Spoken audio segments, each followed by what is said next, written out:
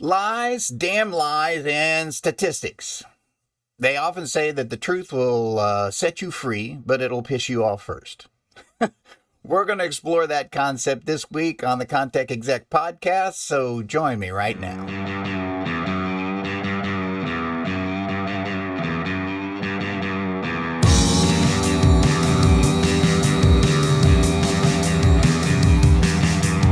Everybody knows that these times are trying. All right, so AI has the ability to expose some truths about your company that maybe you need and maybe you don't want. There are some construction companies already out there, and we talked about this last week on the ConTech Exec, about companies who are utilizing AI to work with their scheduling, start tracking their assets.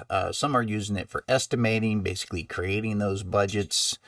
And sometimes, if you think about AI, it's going to be hard to utilize some of that data because maybe the job's a little too small. So we're going to talk about that today in our focus of, lies, damn lies, and statistics.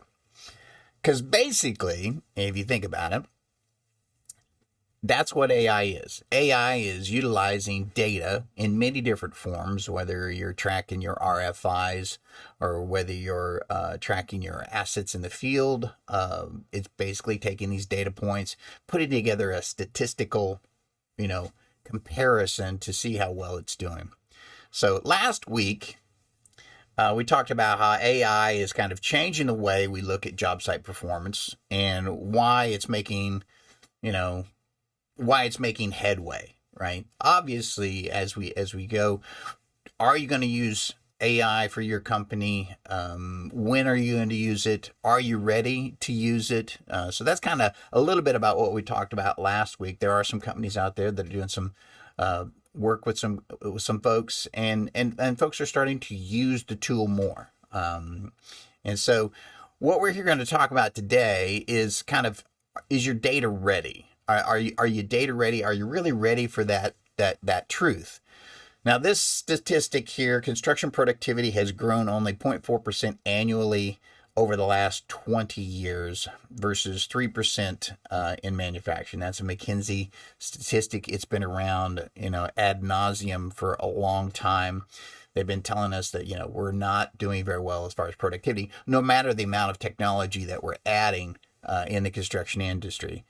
And then, the talking heads are saying that AI offers a potential for 20 to 40% productivity boosts, 25% in delay reduction, and 10% cost savings.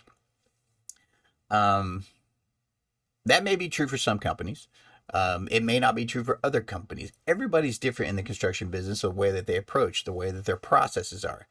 And I think this is one of the things that you're going to have to figure out is, one, is your data ready that historically data, or is it siloed? Is it verifiable? So, because that's going to kind of feed the machine, right? And the delay, and including the data that you're collecting, is going to feed the machine that tells you kind of the truth about where you are. You have to have some sort of baseline. Two on that is everybody has different processes.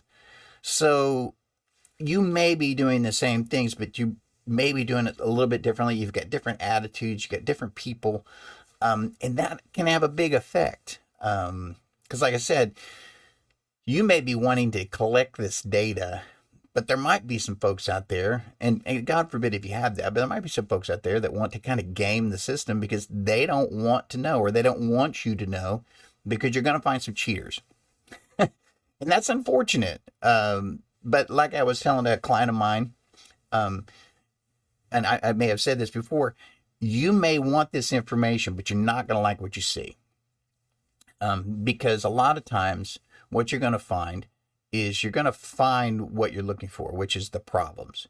You're going to find some areas that you thought you were doing great at, right? Especially when you get down to more of a granular level of what you're tracking. You thought you were doing great at, overall this job that we had in the grand scheme of things made money. But breaking that job down or that project down into segments, you would be able to find areas where, hey, we really didn't make money on this because we pencil whipped, some hours. We had a budgeted time over here. Well, we did okay, but overall we did this. But what happens when you take these jobs on that have these areas in them that you didn't really do so great at, but it looked okay because you had other areas where you made a little bit more money, and it kind of covered for those bad cost areas, right? Those ones that are kind of on the borderline. Maybe you're just running money through the account. Well, we made it on budget. Maybe we lost a little money. Maybe we didn't. We're close. But you get into a smaller job a lot of times, and you have maybe more of this cost code that you were looking at, and all of a sudden you look at it and you go, wow, we estimated it to do this, but it didn't happen that way. So that's the thing. You can't really take some of these estimates, let's say on these big jobs. You have a really, really big job for, framing, metal frame. And you get a certain estimate of, hey, we really did really well there. We were able to do X amount of linear feet in so many hours. And so then you take that and you try to apply that to a smaller job, and it doesn't really work out that way, right? Why? Because it's a smaller job. It's a smaller footprint. Maybe you didn't have access, or the weather was different. Maybe where you put the materials wasn't great for being able to transfer from maybe one floor to the next, or you just had troubles. Maybe you didn't have the same size crew. Obviously, if it's a smaller job, you're not going to put as many people on it. Maybe you didn't have didn't have the right personnel leading the job. Maybe had the perfect person leading the job. But see, all of these factors are included in what we're looking at in productivity. And this is the reason why McKinsey and groups like that have a hard time measuring exactly who's growing in productivity and who's not. Because when you take this overall gigantic look at the industry in itself, it's not going to be easy for you to define because there are so many factors involved. Now, the first factor on this is, good data versus what we'll call bad jobs. So if you got large scale projects, right, you're going to generate a consistent data set for AI pattern recognition. It's a large amount of data, so it's going to be better for AI to be able to analyze that. Smaller jobs, when you start analyzing this smaller data and that granular, it's not going to match up between the two. So maybe it's not wise to start, picking at people on a smaller job because that's not a good data set. Now, BuildDot claims that it reduces cost overruns by up to 50% using AI for daily site progress tracking. Yeah, again, it may be a possibility that maybe they're able to do that for some jobs. I doubt that it's consistent for all jobs. Again, you have people involved, you've got assets involved, you've got weather involved, you've got location involved. I mean, sometimes say you're working in New York City, just getting people parked and getting them onto the job site it's just a huge thing. It's a lot of time invested. If you're working in a multi-story building, it's a lot of time getting people from the bottom of the building to the top of the building. God forbid you forget anything, you got to go back down using an elevator on a system, doing all those things. A lot of downtime. So AI is going to struggle when you're trying to measure a smaller job because obviously you got fewer data points. And there's going to be a high rate of variability. So does that mean that if you're a small company doing small jobs, that AI may not be your best, evaluator? It could be. But if your processes are good and consistent and the jobs are consistent, and say consistent in maybe size, location, those types of things, I bet you can find some areas where you'll be able to narrow down those. You may not need it, though, to collect that kind of data. You could just do that in a spreadsheet to get a really good idea. But obviously, smaller jobs, in order to make money, there needs to be a little bit more maybe wiggling room in that estimate, because there are the same factors on a small job that there are in a big job. Again, weather, location, accessibility, and workforce size, right? How many people you put on it. So granular tracking can be kind of tedious, right? In an 8-hour reporting, maybe 0 measurable units got done. I had this conversation at one of the conferences I was at with a large electrical contractor. And they were talking about, hey, we have so many different pieces and parts, we can't really measure them all. And my thought on that was, I get that. You don't want to be counting grains of sand on the beach, but what about measuring them at intervals? Like for a large job that you've got going on, you've got between this date and this date, you measure because at that time that's when they're going to be doing a large amount of said portion. So for example, maybe that portion of the job in that time frame, they were going to do the bulk of the work on, say, 1-inch conduit or on 2-inch conduit, or they were doing the bulk of the work on pulling wire and all the factors that are in there. Well, if you just measure that portion, I guarantee it's going to be a pretty good snapshot of how well they're performing at that specific task. That meaning the only person that has to measure that during that 3-week time period is the crews that are doing that or the foremen that are doing that. And that way you get that data back. You've got a data point. You get data points to be able to measure. But you only did it for a short amount of period of time. It wasn't this tedious task. I'm gonna have to do this the whole year on every task. So that's one way to kind of work around that.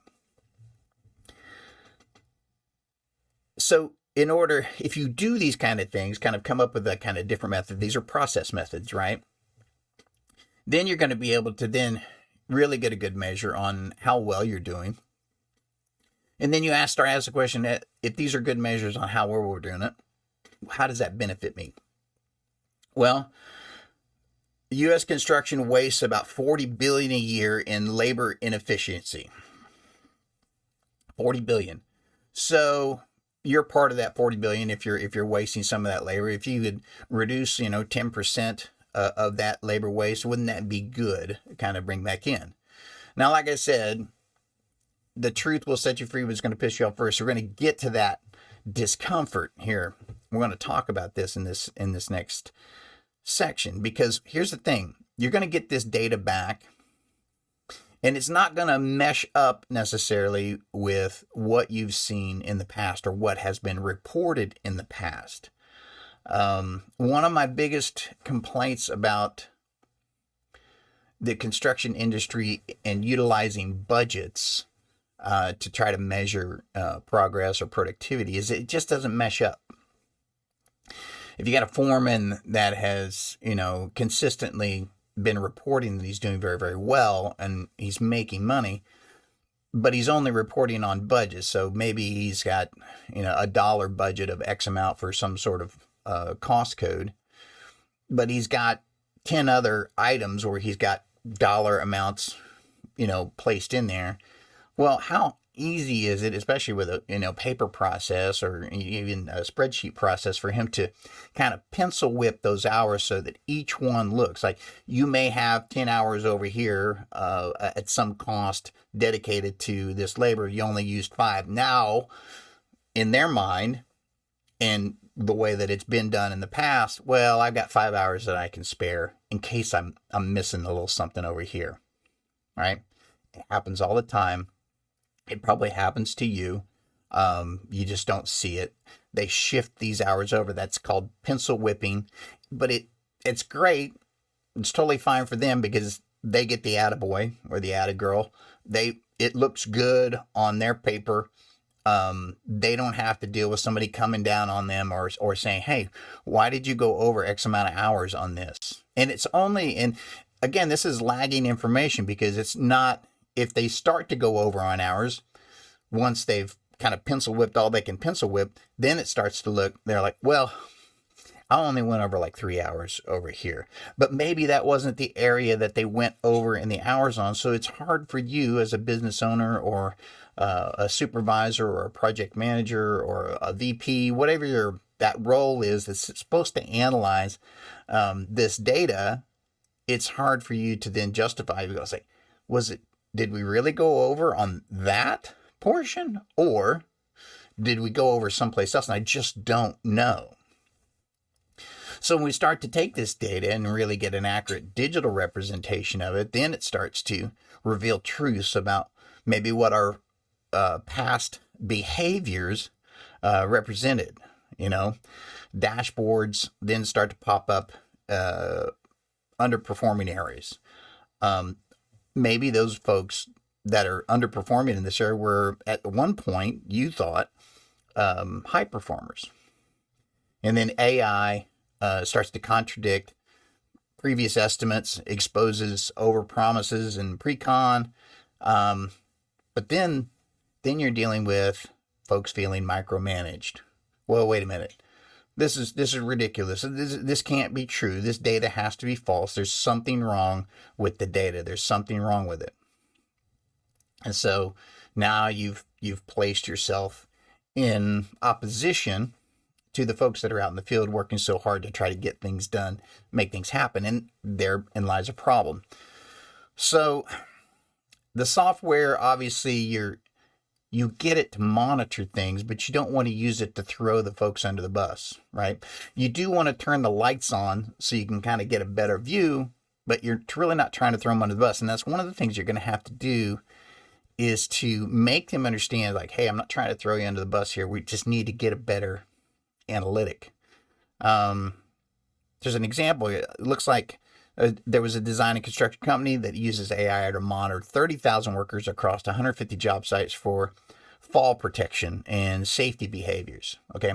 I think this is a good thing, right? Now, if you're a foreman out there in the field and you want to consistently be great in your safety, you're obviously not going to fudge your numbers, right? You're not going to be pencil whipping those, because that's just crazy to do that. Now, if that's going on out there and you're doing that, I would advise you to get really, really serious about your safety measures. But in this case, the data is anonymized, okay? Meaning what they're doing is people are putting in data against this safety schedule, and they're not signing their name to it. They're just saying, these are the facts from where I see it in the field, boosh, and they push it into the system. Now, that's a great way to think about it, right? These are anonymized. It's anonymized data so that you're not able to tie it back to somebody. So that's kind of a thought about how you can maybe, I don't want to say push back, but maybe you can get over that discomfort of truth. Because again, once you start seeing the patterns, especially on larger jobs, you start seeing the patterns as it really starts to narrow down that data as to where your failings are coming. We don't want to use it as a club. What you want to be able to use it as is as a stepping stone to something better. How can we improve? Because I'll tell you, most of the time, what they end up finding out is that it's not necessarily about the people. What it is that maybe it's about the process. There's something broken in your processes. Now, that may not suit the executive level very well, or the ownership level very well, because they're probably the ones that design the processes, or that process worked for them. But maybe it doesn't work for your folks in the field, and there needs to be some communication level to say, how can we improve the process? The data provided back utilizing AI and it crunching that data and delivering it back to you can then be used to make that a better situation, right? So how can you lead with AI adoption without a revolt? So I like the idea of kind of, gaming it, right? How well are you doing? Is it use AI to celebrate your top performers? Don't flag the bad issues, right? Save that as, you flag the bad issues and share it in front of everybody. No, that's not a good idea. Best thing to do is celebrate your top performers. Find the ones that are doing great. The data looks good. Hey, this is doing great. Maybe game the system. Find a way to reward those folks, right? Because then there is an effort from everybody who's a part of the system to then truly, become competitive. I want to win that, jacket, or I want to win the hoodie, or, maybe I want to take my team out for, lunch one day, however that works for you. But I celebrate your top performers, gamify it a little bit. Now, there are going to be some flagged issues, right? Some areas where then we've got to find some corrective action. Well, involve those folks into the process issue. Utilize their field knowledge, their intellect, in order to help you gain a better perspective, right? First of all, that's going to develop better communication. It's going to develop a better relationship between you and your employees, because you're listening to them. A lot of them have a lot of great ideas. Not all of them, but a lot of them do have great ideas, and they've got things to share. Well, kind of that open door policy of, hey, share with me how things are going. Share with me. This is an area where you can get specific on, hey, where we're looking at this and this. What do you think? So, also, one way to do this is share how the data is generated. Sometimes this AI thing, it's a black box of information. You think stuff goes in and then stuff comes out. You don't exactly know what's going on. This is an area where you can look at your process and say, this is where we grab the data from. This is what we're getting back. Are we missing something? Because this is how this process is working right now. What are we missing? There are going to be times when somebody's just not going to agree. And they're going to push back so hard that it's going to be very, very difficult to continue to include them. Now, as most business owners might know, it's a sad day when that happens, that some folks are going to have to be let go.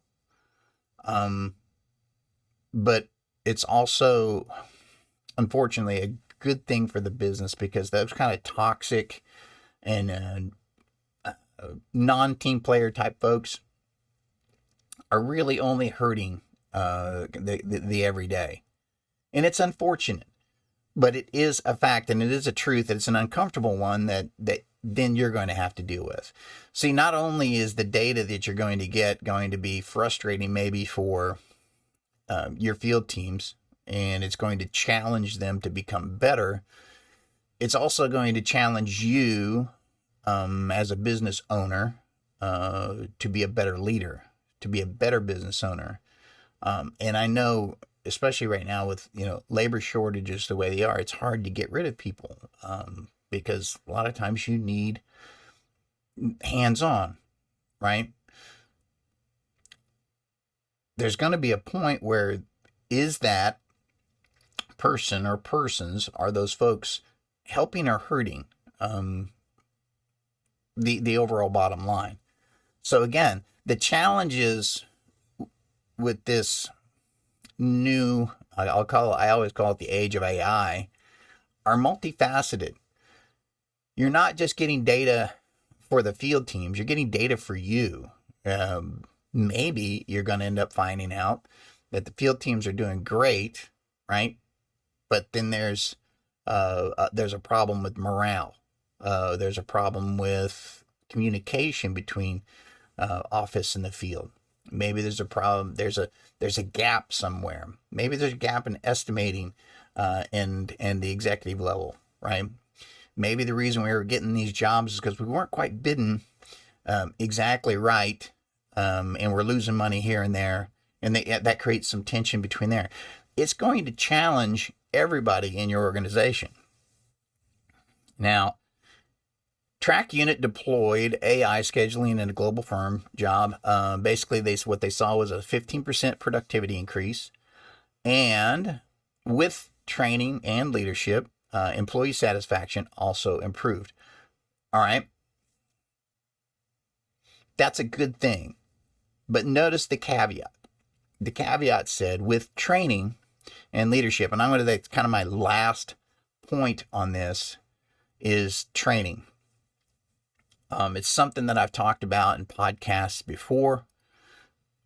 companies don't spend enough time with training. I think there is some expectation that has developed over the years that seems to be just a bad habit. And maybe next week we're going to talk about that, because I did have an idea that maybe construction has some bad habits that it needs to go over. And one of them is training. There are some companies that are seeing great success because they supply and they afford the expense of training either new hires or continued training for current hires, longtime employees, skills improvements. These things, even though they may come as an expense, as actually should be viewed as more of an investment. And I know it. I've seen both sides of this, where invested X amount of training into somebody and then they go on to work for somebody else for $1 more down the street. And that is the unfortunate case. Okay, I get it. But those aren't the folks that we need to focus on. Again, you need to focus on the wins. The wins would be, how much more productive are you if the people that you're putting on the job are trained, well trained, understand the process, and can perform it with excellence, right? Those types of things then tend to turn around company morale, how much people want to stay with a company that affords the knowledge and the foresight to say, hey, we need you to be better for us to be better. And I think that's the most important thing. When you share the knowledge, when you share the reasonings, when you share the training, those are the things that build up your companies and gets them ready for things like analyzing data with AI, get you ready to maybe tackle some of those tough positions that you're going to be in, to be able to see that. Because when you do that and you invest in your people, they're going to invest it back in you and their effort. Not all of them, not 100%, there's no such thing, but most of them, and I could give it an 80 to 85% rate that says, yeah, I'm sticking with this because these folks are good to me. These folks are training me. These folks, this is a great job. This is a great place to work. Those other 15%, don't let those folks get in the way of a good decision. So that's my spiel for today. I needed to talk about this because, like I said, on last week's podcast, we kind of delved in a little bit on using AI, and is it going to be a thing for you? Is it going to help? Is it going to hurt? This week, obviously, it's going to help, but be prepared for how it's going to help you, because it's not going to feel good. Sometimes, learning the truth is going to feel a little bit awkward. It's going to feel a little bit disappointing, but then again, you can grow from it.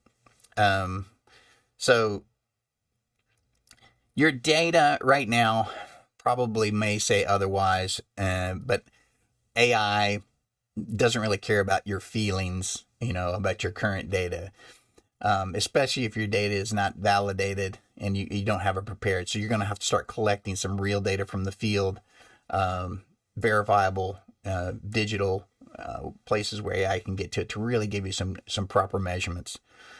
And I'd like to know more about you as well. So have you been using tools? It doesn't matter if it's AI or if you're doing it on spreadsheets, where it started exposing some hard truths to you. And I urge you to shoot me a message. I'd like to feature your experience in one of my podcasts. So next week, I think we're definitely going to talk about construction bad habits, and maybe how that's contributing to maybe some of the things that we're looking at here today, as to how we're going to utilize AI or how we're going to monitor our data to get better results. Because obviously the idea has been, we want to make data-driven results. Well, guess what? You got to collect the right data first. So maybe we've got some bad habits that we're going to get around. So we're going to talk about that next week. If you've got a story or you'd like to become a guest on the ConTech Exec Podcast, I'd love to have you. I'd love to talk to you about your experiences and how your business is doing, however I can help you. If you are a construction company and looking for any kind of consulting as well, you can call me up and we'll talk about that. But until next time, I am Robert Zimmerman from the ConTech Exec Podcast. I hope you have a great week.